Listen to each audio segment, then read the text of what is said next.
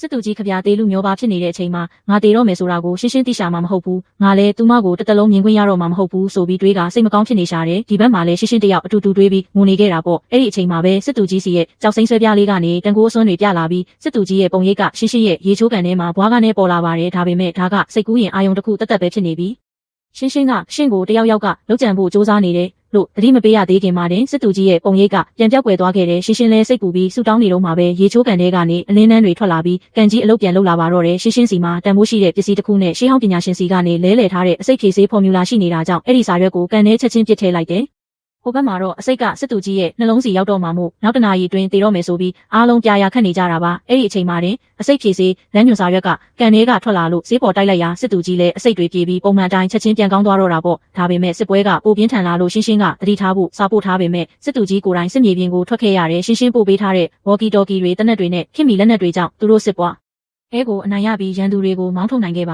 တယ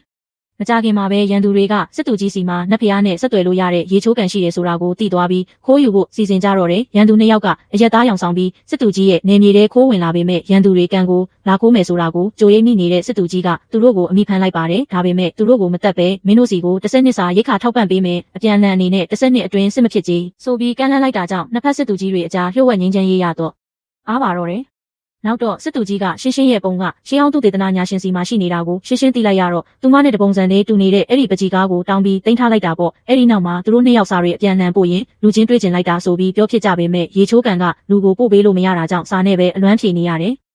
မကြခင်မှာပဲနှစ်တက်ကူပွဲတော်ရောက်လာလို့ရှင်းရှင်းကလူတိုင်းအတွက်နှစ်တက်ကူလက်ဆောင်တွေပို့ပေးလိုက်ပါတယ်စစ်သားတွေအားလုံးလက်ဆောင်ရကြပေမဲ့စစ်သူကြီးတယောက်ပဲမရပဲကြံခဲ့တာပေါ့စစ်သူကြီးကဗျာစိတ်ကောက်ပြီးမနာလို့ဖြစ်ကတိတ်တဆိတ်ထွက်သွားတော့တယ်အဲ့ဒီညမှာသူဟာလက်ဆောင်ရမလားဆိုပြီးရေချိုးကန်နားမှာပဲလှည့်ပတ်သွားလာနေပေမဲ့ရှင်းရှင်းစီကဘာမှထွက်မလာခဲ့ပါဘူးနောက်ဆုံးစိတ်မထိန်နိုင်တော့ပဲသူကိုယ်တိုင်ခူးထားတဲ့နှစ်ပေါင်း1000မှာတစ်ကြိမ်ပဲပွင့်တဲ့အဖိုးတန်ပန်းကလေးရဲ့နှစ်တက်ကူဆူတောင်းစာရဲကိုရှင်းရှင်းစီပို့လိုက်ရှာတယ်အမှန်တော့ရှင်းရှင်းကစစ်သူကြီးနဲ့သူမရဲ့ပုံကိုပကြီးတူတူဆွဲပေးနေလို့အချိန်ကြာနေတာပါနောက်ဆုံးပကြီးကားလေးရောက်လာတော့မှပဲအချစ်မွန်နေတဲ့စစ်သူကြီးတယောက်ပြုံးပျော်နိုင်သွားတော့တယ်ဒါပေမဲ့ငင်းချမ်းရေးကတိတ်မကြလိုက်ပါဘူးစစ်သူကြီးဟာအတုအယောင်အမိန့်စာနဲ့လျှို့ဝှက်ငင်းချမ်းရေးလုပ်တယ်ဆိုတဲ့ဆွဆွဲချက်နဲ့ဖမ်းဆီးခြင်းခံလိုက်ရပါတယ်ဒီဘက်မှာလည်းရှင်းရှင်းစီကိုရှေးဟောင်းပညာရှင်ကဖုံးဆက်ပြီးတမိုင်းကပြောင်းသွားပြီးစစ်သူကြီးကအစိမ့်မိလို့တေးတာမဟုတ်ပဲမြို့တော်မှာအသက်ခံရတာလို့လှမ်းပြောပါတယ်ရှင်းရှင်းတယောက်သတိမပေးနိုင်ခင်မှာတင်သူကဖမ်းဆီးခံလိုက်ရပြီလေနန်းတွင်မိမဆိုးကရေချိုးကန်မှာထူးဆန်းတဲ့အစွမ်းရှိတယ်လို့တန်တရားဝင်ပြီးလာသိမ်းဖို့လုပ်ပေမဲ့တက်တယ်မရှိလို့ပြန်ဖို့ပြင်ဆင်ပါနဲ့ရှင်းရှင်းပို့လိုက်တဲ့စာရွက်ကကန်ထဲကထွက်လာပါလေရောကန်ကောင်းကျင်တော့မိမဆိုးမမြင်ခင်မှာစစ်သူကြီးရဲ့တစ္ဆာရှိနောက်လိုက်ကအဲ့ဒီစာရွက်ကိုကောက်ဝါပြီးမျိုးချပစ်လိုက်လို့လွတ်သွားခဲ့တယ်စစ်သူကြီးကတော့ထောင်ထဲမှာအကျဉ်းကျနေရတာပေါ့ထောင်ထဲမှာရှိနေတော့ရှင်းရှင်းစီကနေငါကိုယ်တိုင်ဆင်းလာခဲ့မယ်ဆိုတဲ့စာကိုရလိုက်တာကြောင့်စစ်သူကြီးဟာသူမကိုကြိုးဆိုဖို့ထောင်ဖောက်ပြီးထွက်လာခဲ့ပါတယ်ဒါပေမဲ့နောက်ကျသွားခဲ့ပါပြီ